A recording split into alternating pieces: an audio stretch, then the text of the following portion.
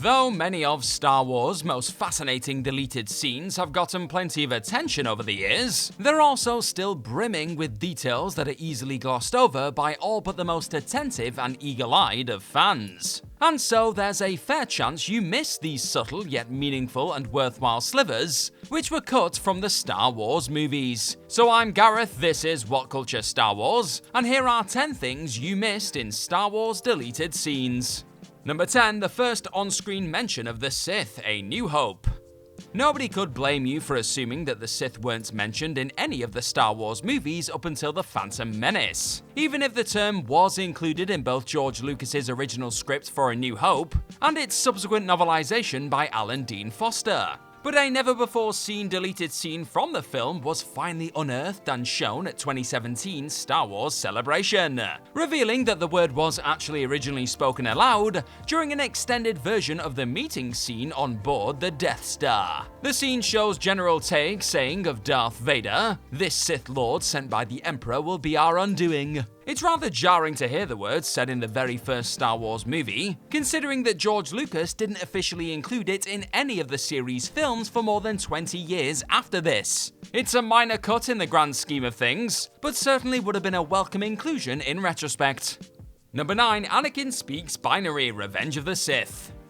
Much as George Lucas made many creative missteps in the prequel trilogy, he at least had the good sense to cut this utterly deranged scene from Revenge of the Sith. When Anakin and Obi-Wan Kenobi are preparing to ride in an elevator aboard the Invisible Hand, they receive messages from R2-D2 but cannot understand them due to a broken translator. The pair nevertheless listen to the beeps in an attempt to decipher what the droid is saying, at which point Anakin literally speaks the droid language of binary aloud. Hilariously, because this is a deleted scene, droid beeps are simply edited over Hayden Christensen's mouth movements, which one can assume a more finessed cut of the scene wouldn't have had him literally making perfect droid noises with his mouth. All the same, it's an amazing artifact of a sequence, which Lucas was probably right to cut, as funny as it is. Now I've got a quick question for you. What is your favourite Christensen moment in the franchise? Is it these weird binary bleeps or something else? Let me know in the comment section down below.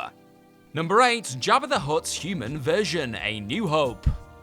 Though Jabba the Hutt as we know him is a grotesque and not remotely humanoid creature who made his first appearance in Return of the Jedi, George Lucas originally planned for him to appear in A New Hope in a brief scene opposite Han Solo. Curiously, Lucas's shooting script for A New Hope depicted Jabba as a human, and when it came to filming, character actor Declan Mulholland played the part. Yet when Lucas decided to remove the scene due to time and budgetary constraints, Mulholland's performance was seemingly lost to time, and even when Lucas finally restored it for the 1997 special edition re-release, Mulholland's performance was of course replaced with a digital Jabba, given that the character had been firmly established as not humanoid in Return of the Jedi. However, the original sans CGI version of the scene featuring Mulholland was eventually released on home video, showcasing the actor's impressive commitment to the part. It also explains why Han bafflingly refers to Jabba as a wonderful human being in the canon version of the scene, because of course he was originally intended to be a person rather than a monstrous slug thing. Number 7, C-3PO got his plating from Padme, Attack of the Clones. At the end of The Phantom Menace, when Anakin leaves home with the Jedi, C-3PO is still very much in his proto-skeletal form. Yet by the time Attack of the Clones rolls around, he's now suddenly fully plated up. It's never explained in the movies themselves who did this, though Attack of the Clones novelization states that Anakin's mother Shmi completed the droid. Yet on the film's DVD release, a featurette about C-3PO's costume tells another story. A few seconds of discarded footage from a deleted scene show Padme fitting the last piece of plating to the droid and completing his new look. The scene was apparently cut by George Lucas to improve the film's pacing, and while Attack of the Clones was certainly already long enough, these few seconds of footage do nevertheless explain 3PO's unexplained glow-up. C-3PO actor Anthony Daniels has since expressed disappointment that the scene was cut, and wasn't even preserved in full on the film's DVD release, calling it rather moving. Number 6, Han lifts his leg to block Greedo's view of his blaster, A New Hope. George Lucas has infamously tinkered with Greedo's death scene in A New Hope numerous times over the decades, most notably re-editing the sequence to have Greedo open fire on Han first, so that Han only kills him with retaliatory blaster fire. Footage from an early rough cut of the scene, however, reveals a neat little detail you've probably not thought about before: how Han is able to get the drop on Greedo at all. That is to say, he lifts his leg up onto the table they're sitting at, in turn blocking Greedo's view as he starts reaching for his own blaster. In all of the officially released versions of the scene, Han lifts up his leg between shots, enough that the audience likely doesn't pay much attention to it at all. But this extra shot from the proto-cut of the sequence makes it much clearer just how smart and sneaky, even ruthless, Han is actually being. All while giving the superficial impression of being defenseless, he's slyly readying himself to take action, the scoundrel. Number 5, Luke surrenders his lightsaber to Vader mid-battle, Return of the Jedi. In the case of this deleted scene, you actually had no choice but to miss it, considering that it's never actually been officially released in any capacity. All the same, keen-eyed fans might notice a curiosity during Vader and Luke's duel in Return of the Jedi. While Luke is hiding underneath the staircase and Vader searches for him, Vader can be briefly seen in possession of Luke's own lightsaber, which is holstered on his own attire. This obviously makes no sense within the context of the final film, because how would Vader ever have gotten hold of Luke's weapon, especially while it appears that Luke still has it? But this wasn't so much a sloppy continuity error as a result of the film's editorial process. Originally, director Richard Marquand filmed an extended action beat where, while hiding under the stairs, Luke rolls his lightsaber across the ground to Vader, who picks it up.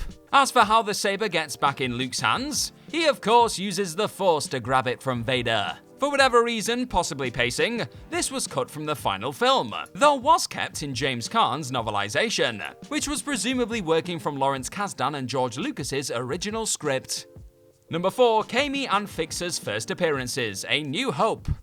One of A New Hope's most famous deleted scenes takes place at Toshi Station, where Luke crosses paths with his childhood friend Biggs Darklighter. Though in the final cut of the movie, Biggs is only seen in the climactic battle against the Death Star where he perishes, this deleted scene adds depth to his relationship with Luke, and in turn makes his demise a good deal more meaningful. Biggs' presence in the deleted scene is prominent enough that it's incredibly easy to miss what else is going on around him, namely the scene introducing fans to 2 other characters who have their own strange significance to the franchise. In the scene, Luke and Biggs are accompanied by an unnamed woman and man, who are identified in the movie's novelization as Kami Marstrap and Lei's fixer Loni Osner. If Kami and Fixer might seem like totally throwaway characters, they've got decidedly more fleshed out roles in the novelization, and Kami was even mentioned in The Last Jedi's novelization, where Luke dreams of an alternate life where he married her. Oh, and Kami and Fixer both had cameo appearances in the Book of Boba Fett's second episode too, where they can be briefly seen in a flashback on Toshi Station, as now played by Mandy Kowalski and Skylar Bible respectively. And yet we were all so fixated on Luke getting some extra interaction with Biggs throughout this deleted scene that it's easy to ignore Kami and Fixer almost entirely.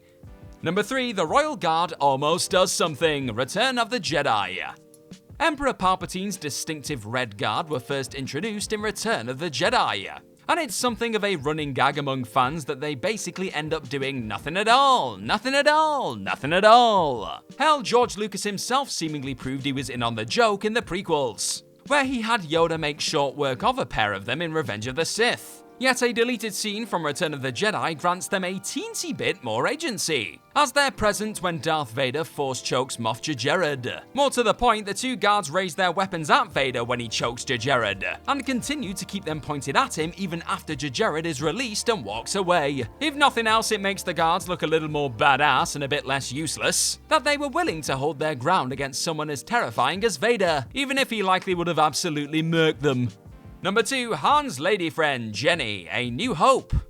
Though Han Solo's character arc is undeniably centered around his relationship with Princess Leia, did you know that he actually had another prior lady friend in A New Hope? Rough footage from an early cut of the film's Mos Eisley Cantina sequence shows Han sat with an unnamed woman, who he kisses before dismissing her as sweetheart once Luke and Obi-Wan show up at his booth. Charming. The woman played by actress Jenny Cresswell is canonically and imaginatively named Jenny in the novel A New Hope, The Princess, the Scoundrel, and the Farm Boy. But in A New Hope's theatrical release can only be seen briefly talking to a Rodian in the cantina. Though certainly not a sacrilegious removal from the cantina scene, it does nevertheless add a little flavour to Han's presence in the place, that he's not one to turn down an attractive woman while waiting on business.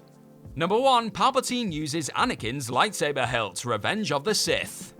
If you pay close attention while watching Palpatine and Mace Windu's battle in Revenge of the Sith, in numerous shots it's clear that Palps is actually holding Anakin's lightsaber hilt, not his own. That doesn't make much sense, right? Why would Palpatine have Anakin's hilt despite the blade itself still being Palpatine's red? It is, however, explained by the fact that the Palpatine-Mace fight was severely changed during post-production, and was originally filmed with Anakin being present at the start of the duel. When he refused to fight Mace, Palpatine took his lightsaber and used it. Lucas subsequently reshot the scene to instead have Anakin show up only when Windu has overpowered and effectively defeated Palpatine. Anakin then of course interfered by pulling out his lightsaber and slicing Windu's arm off, allowing Palpatine to kill him. But the final version of the scene still uses many shots from the original fight, with Lucas simply changing the color of Anakin's lightsaber from blue to red, and hoping that most fans just wouldn't notice Anakin's hilt. But fans being fans, of course they did.